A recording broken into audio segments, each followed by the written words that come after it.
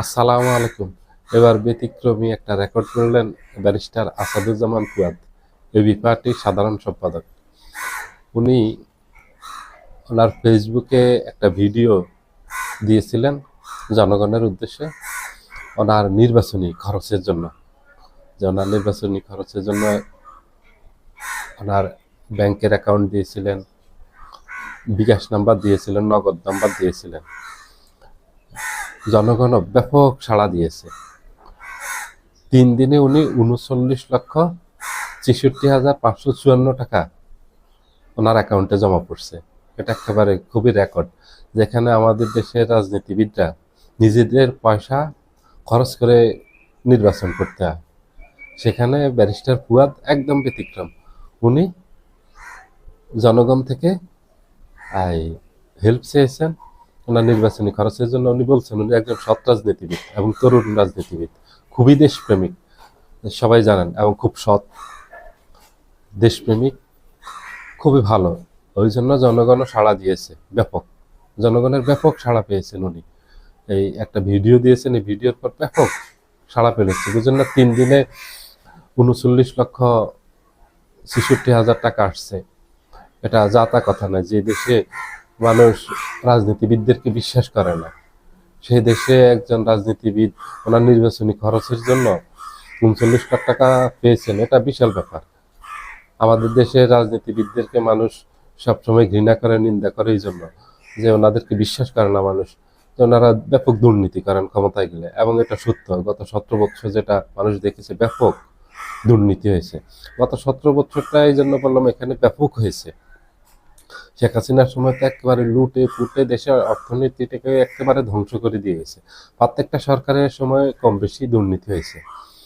এই জন্য রাজনীতিবিদদেরকে বিশ্বাস করে না। এই দুর্নীতি করছেন রাজনীতিবিদরা, দেশের সম্পদ লুট করে বিদেশে পাচার করছেন, বিদেশে বেগম পাড়া তৈরি করছেন, বিদেশে নিজেদের নামে বাড়ি প্রতিষ্ঠান করছেন, ব্যবসা প্রতিষ্ঠান করছেন।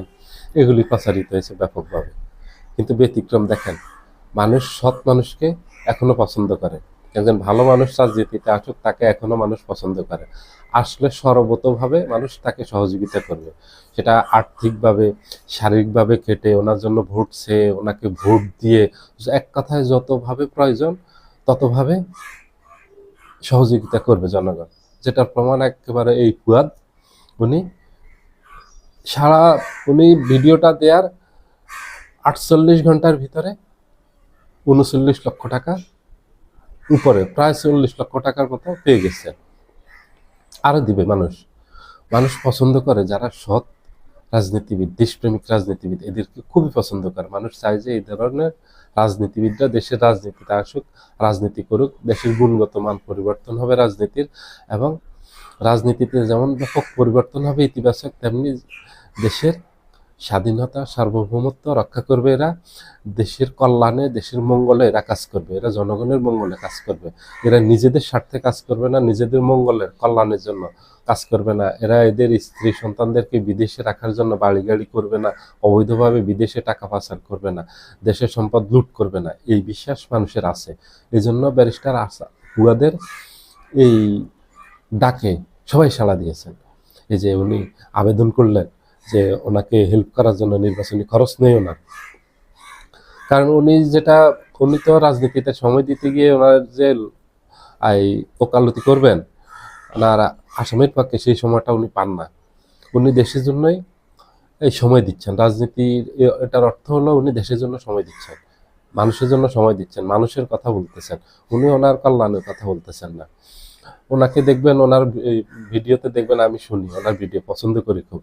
উনি সেখানে বলেন যে আমার এই যে গায়ের পাঞ্জাবি, আমার পায়জামা, আমার শার্ট প্যান্ট, এগুলি আমার কিনা না, এগুলি মানুষ আমাকে এই গিফট করে। সেগুলি আমার এগুলি কেনার মতো সাধ্য নাই। আমার পৈতৃক সম্পত্তি খুবই সামান্য, যেটা আমার একজন চাচা আছে, তাকে সব ভাগ করে দিলে খুবই সামান্য হবে। একজন সৎ রাজনীতিবিদ এমনই হয়, তাদের সম্পদ থাকে না। যারা অবৈধ ইনকাম করে তাদের অনেক সম্পদ থাকে, অঢেল সম্পদ থাকে। এই জন্য আমাদের দেশের রাজনীতিতে দুই ধরনের চিত্র দেখেন। একটা হলো সৎ রাজনীতিবিদ হলে মানুষ কতটা ভালোবাসে, কত সম্মান করে, এটা তো ওনাকে অনুদান দেয়া না, এটা ওনার প্রতি ভালোবাসা, সম্মান, বিশ্বাস করা। আর যদি একজন